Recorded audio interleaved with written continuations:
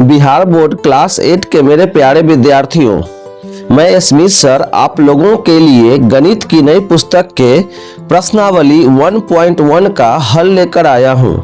बच्चों, प्रश्नावली 2.1 एवं 2.2 का वीडियो मैं पहले ही अपलोड कर चुका हूं। आप डिस्क्रिप्शन बॉक्स में दिए गए लिंक्स पर जाकर एक चर वाले रैखिक समीकरण को हल करना सीख सकते हैं।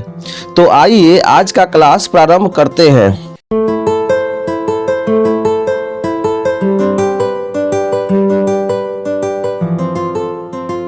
इस क्वेश्चन में कहा जा रहा है 1.1 का जो फर्स्ट क्वेश्चन है उसमें कहा जा रहा है निम्नलिखित प्रत्येक में गुणन के अंतर्गत उपयोग किए गए गुणधर्म या गुण का नाम लिखिए। बाबू आप यहाँ देख सकते हो, यहाँ पर है एक। देखो, कोई संख्या को ना अगर हम एक से गुना करें या एक को कोई संख्या से गुना करें तो जितना था ना उतना ही रह जाएगा। जैसे 5 गुने 1 तब 5 होगा, 1 गुने 5 तब भी 5 होगा। ठीक है, मतलब 5 गुने 1 बराबर 1 गुने 5 बराबर 5। इसको कहते हैं गुणन का तत्समक, गुणन का तत्समक नियम। ठीक है, -5 गुने 1 तो बराबर -5, 1 गुने -5 तब भी -5। यह है गुणन का तत्समक। वैसे इस क्वेश्चन में क्या है, -4/5 को 1 से गुना किया गया है तो कितना आएगा, -4/5। फिर 1 को किया गया है -4/5 से तब भी कितना आएगा, -4/5। यह कौन सा गुणधर्म है, तो यह है गुणन का तत्समक। यह है गुणन का तत्समक, इसमें प्रयोग किया गया है गुणन का तत्समक। आंसर होगा इसका गुणन का तत्समक। वैसे ही योग का भी तत्समक होता है। योग का तत्समक होता है 0। जैसे 5 + 0 करो या 0 + 5 करो, दोनों परिस्थिति में आंसर आएगा 5। यह है योग का तत्समक। 0 को ना परिमेय संख्याओं का, 0 को परिमेय संख्याओं के योग का तत्समक कहा जाता है।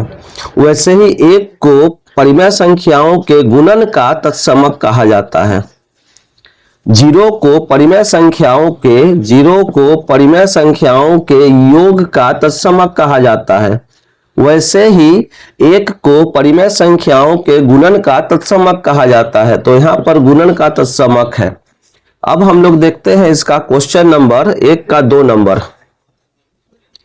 1 का 2 -13/17 गुने -2/7 बराबर -2/7 गुने -13/17।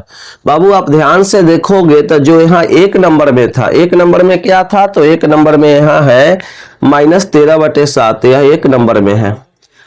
इधर जो 2 नंबर में था, 2 नंबर में यहाँ पर है -2/7, ये 2 नंबर में है। तो जो 2 नंबर में है वह यहाँ पर आ गया 1 नंबर में।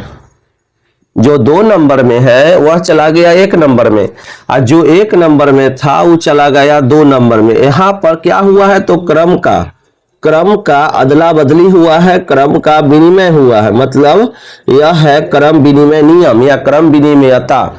गुणन का क्रम विनिमय या क्रम विनिमयता इसको बोलेंगे।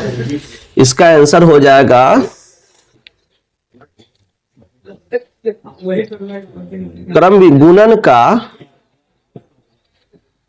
क्रम विनिमयता। चूंकि ऊपर ही गुणन लिख दिया है तो हम यहाँ पर सिर्फ क्रम विनिमयता भी लिखेंगे तो काम चल जाएगा। अब इसका तीसरा क्वेश्चन हम लोग देखते हैं। -19/29 गुने 29/-19। जानते हो बाबू इसमें कौन सा नियम है? अगर हम ना a/b को गुना करेंगे b/a से तो एक आ जाएगा। यहाँ पर ना ये जो है b/a, ये दोनों a/b का जो है ना b/a और b/ इसका ये और इसका ये जो है ना a/b का b/a और b/a का a/b। यह है गुणात्मक प्रतिलोम। गुणात्मक प्रतिलोम, या इसी को कहते हैं व्युत्क्रम। व्युत्क्रम, व्युत्क्रम किसको कहते हैं? जिससे गुना करने पर गुणनफल 1 हो जाए। जैसे लिखा हुआ है 7, इसको कितना से गुना करेंगे तो 1 हो जाएगा, 1/7 से। तो 7 का जो है ना गुणात्मक प्रतिलोम है 1/7, और 1/7 का है 7, दोनों एक दूसरा का उल्टा है। 7 का गुणात्मक प्रतिलोम 1/7 है, 1/7 का 7, लिखा हुआ है 5/9। इसको हम कितना से गुना कर दे कि 1 आ जाता 9/5 से। तो यहाँ 5/9 का ना गुणात्मक प्रतिलोम है 9/5, और 9/5 का गुणात्मक प्रतिलोम है 5/9। आप एक बात जान लो, 1 का गुणात्मक प्रतिलोम 1 ही होता है, -1 का गुणात्मक प्रतिलोम -1 होता है। 1 और -1 दो ऐसे संख्या हैं जो अपने आप का गुणात्मक प्रतिलोम है। 1 और -1 दो ऐसे संख्या है जो अपने आप का गुणात्मक प्रतिलोम है। 0 का कोई गुणात्मक प्रतिलोम नहीं होता है, क्योंकि 0 को आप किसी भी संख्या से गुना करोगे तो कभी भी 1 नहीं आ सकता है। तो 0 एक ऐसा परिमेय संख्या है जिसका कोई गुणात्मक प्रतिलोम या फिर व्युत्क्रम, गुणात्मक प्रतिलोम को व्युत्क्रम भी कहते हैं। तो 0 का कोई व्युत्क्रम नहीं होता है, 0 का कोई गुणात्मक प्रतिलोम नहीं होता है। 1 और -1 दो ऐसे परिमेय संख्या है जो अपने आप का गुणात्मक प्रतिलोम है। तो यहां पर हो जाएगा गुणात्मक प्रतिलोम या व्युत्क्रम। क्या हो जाएगा? गुणात्मक प्रतिलोम या व्युत्क्रम। यह क्वेश्चन नंबर 1 था। अब हम लोग क्वेश्चन नंबर 2 को देखेंगे।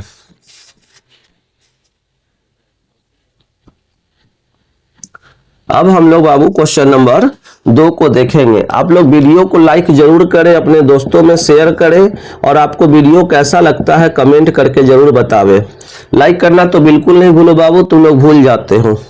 अब क्वेश्चन नंबर 2 हम लोग देखते हैं। क्वेश्चन नंबर 2 में कहता है 1/3 गुने 6 गुने 4/3 को लिखा गया, इसको लिखा गया 1/3 गुने 6 गुने 4/3। देखो, इस क्लास के स्टार्टिंग में मैंने आपको बताया है A गुने B गुने C बराबर A गुने B गुने C। यह है साहचर्य नियम, साहचर्य या सहचारिता। तो यह गुणन का साहचर्य है। क्या है यह? गुणन का साहचर्य बोलो बाबू, या आप बोलो सहचारिता। तो यही आपका प्रश्नावली 1.1 का क्वेश्चन सब था।